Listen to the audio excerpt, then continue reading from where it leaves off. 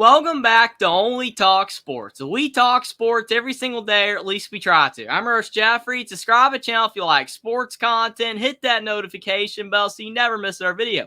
The Ohio State Buckeyes have just landed an intriguing transfer portal prospect with the announcement that former Duke forward Sean Stewart has committed to the Ohio State Buckeyes. I'm going to go over whether I believe Sean Stewart can take a massive leap forward next season for the Ohio State Buckeyes and how the Buckeyes roster is looking for next season in college basketball. Now, Jake Diebler, he was the interim head basketball coach for Ohio State this past season after Chris Holtmann got fired, and Ohio State's fortunes turned around as the season progressed, and Ohio State's fortunes turned around as soon as Jake Diebler became the interim head coach. They knocked off the Purdue Boilermakers, and they got really close to making the NCAA tournament, but they fell short, and they were not able to win the NIT, but it was still a good, promising finish for Jake Diebler, and that's why Ohio State ended up hiring him as the full-time head coach. And Ohio State football, they've had a really good offseason, bringing in a lot of transfer portal talent to try to help bolster their roster for next season. And Ohio State basketball, maybe they haven't had as good of an offseason as Ohio State football, but they have had a successful offseason, especially considering it's Jake Diebler's first season as the head coach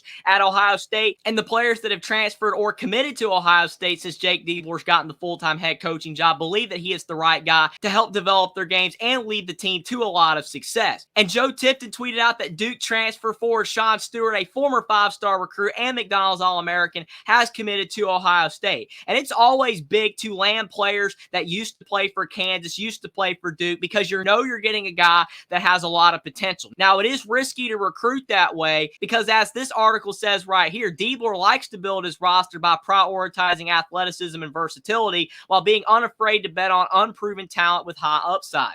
And sometimes it is better to bring in a guy that you know what you're going to get, because even if he doesn't have the highest potential or the most upside, that player is going to come into your program and give you the type of production that you expect him to give, like 5 or 6 points off the bench, or if he's a starter, he's going to give you 10, 11 points per game, and he's going to be consistent. But you can't reach your highest potential, and you can't have a fantastic basketball team if you recruit that way either. You have to have a mix of guys that are proven, and you also have to have a mix of guys that are going to possibly be able to give you more than you expect. And I do think Jake Diebler is kind of having the right mix of guys in that regard. And it also goes to show how well Jake Diebler is recruiting, because he's also recruited five-star point guard Marcus Johnson to a commitment to the Ohio State Buckeyes. He's in the 2026 class. Now, obviously, that's 2 years away, and we don't even know if he's going to stay committed to the program, because a lot of guys that commit this early end up decommitting later on down the road, especially if Jake Diebler does not have a lot of success at Ohio State. But Marcus Johnson seems to really want to play for the Buckeyes, so it would be awesome for Ohio State if he does end up staying committed. But that shows you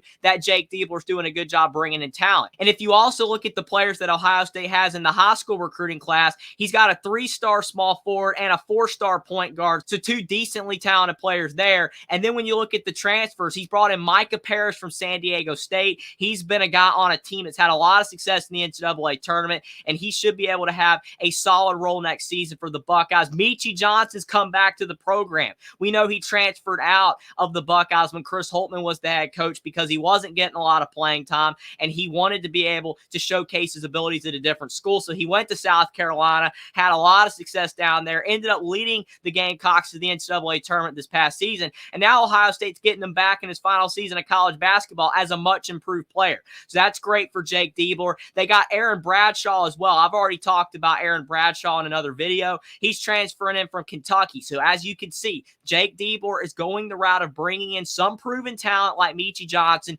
You know what you're going to get from him. He's going to be the leader at the guard position next season for Ohio State. Should have a lot of success facilitating to others and being able to shoot the ball as well. But you're also bringing in Aaron Bradshaw that has so much untapped potential. He's a former top 10 recruit in the 2023 class, but did not get a lot of playing time at Kentucky, had some injuries, but he's got a ton of upside. Now, whether that ends up panning out or not remains to be seen. And now they've got Sean Stewart as well from Duke, who did not get a lot of playing time this past season, but has a lot of potential. And that has given Ohio State now a top 30 class in college basketball and a top 20 transfer portal class as well. So that goes to show you Jake Diebler is doing a fantastic job bringing in a lot of talent. And Ohio State has some guys returning as well. Now, everything hasn't been roses for the Buckeyes. They have lost some players to the transfer portal from this past season's team. Bowen Hardman, a guard from this past season that did not play all that much for the Buckeyes, he's out of the program. Scotty Scotty Middleton's a tough loss because he's a guy that had a lot of potential, but unfortunately, he decided he wanted to end up committing to Seton Hall. Roddy Gale's a big loss. I know a lot of Ohio State fans are saying that he was very turnover prone, so it's not that big a deal that he left, but he also committed to their arch rival in the Michigan Wolverines, so that stings a little bit more. Zed Key ended up transferring to Dayton. He had a lot of injuries with Ohio State, but he gave the Buckeyes 4 solid years of basketball, so I don't think that's the biggest loss in the world. Felix Okpara ended up transferring to the Tennessee Volunteers. That's a big loss because he was a very talented player that had a lot of upside still. He was still a young player, but the Buckeyes have replaced him with Aaron Bradshaw, so still not the worst loss in the world. Jamison Battle and Dale Bonner are both gone. They're out of eligibility. Jamison Battle was really solid for Ohio State this past season, especially down the stretch, but he has exhausted his eligibility, and with 5 roster spots available, Jake Diebler has ended up filling 4 of those spots, so there's only 1 spot left, and some of the guys that are coming back from this past season's team include Devin Royal. He still has potential left because he was only a freshman this past season for the Buckeyes. Austin Parks,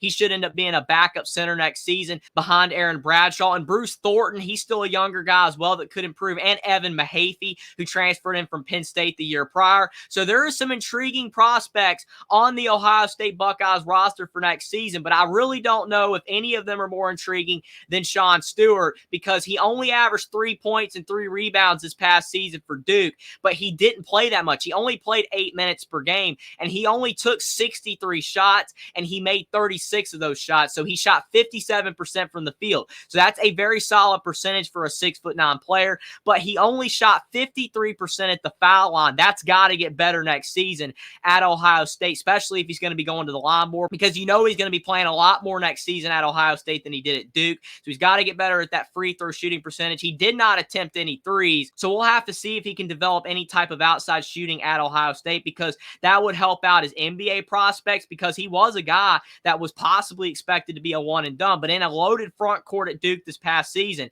and especially with them bringing in another top recruiting class next year, Sean Stewart would not have gotten a lot of playing time at Duke next season, so it definitely made sense for him to transfer. He had almost as many offensive rebounds as defensive rebounds last season at Duke, so he's definitely a guy that's good on the glass on both ends, and he needs to probably do a little bit more on defense with blocks and steals, but those numbers are low because he didn't play all that much, but we'll have to see what Sean Stewart can give. I'm really intrigued to see whether Ohio State's roster ends up being really good next season in Jake Diebler's first year as the head man in Columbus, because the Big Ten is going to be interesting next season with the 4 new teams they're bringing in from the Pac-12, and Indiana, Michigan, and some of these other programs, Illinois as well, doing really well in the transfer portal so far. We're going to have to see how they end up shaking out for next season. Will Michigan State improve next year? Purdue's losing Zach Edey, but you know Matt Painter's been very consistent at having the Boilermakers toward the top of the Big Ten the past few years. So Ohio State, we'll have to see if they end up being a top half team in the Big Ten next season. I think there's a better chance than not that they will,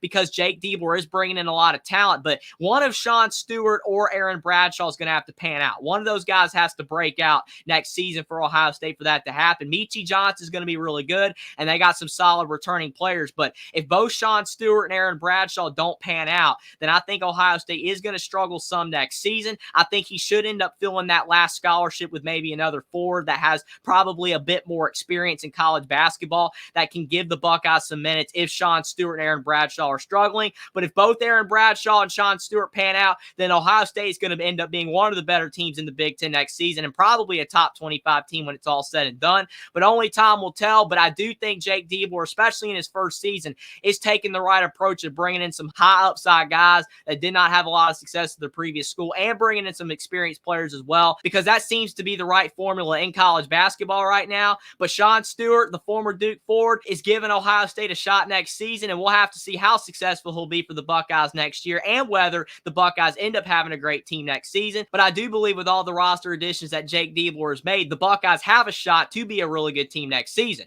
But let me know what you think in the comment section down below about Sean Stewart, the former Duke forward, transferring to the Ohio State Buckeyes, and whether you are in favor of the type of players that Jake Diebler is bringing into the Buckeyes next season. And despite some of the losses that Ohio State has suffered from players transferring out of the program, whether you believe with the additions that they have made that Ohio State will be one of the better teams in the Big Ten next season in Jake Diebler's first season as the head coach. Subscribe to the channel if you like sports content. Like this video down below. Follow me on Twitter as well. Link is in the description, and I'll see you next time.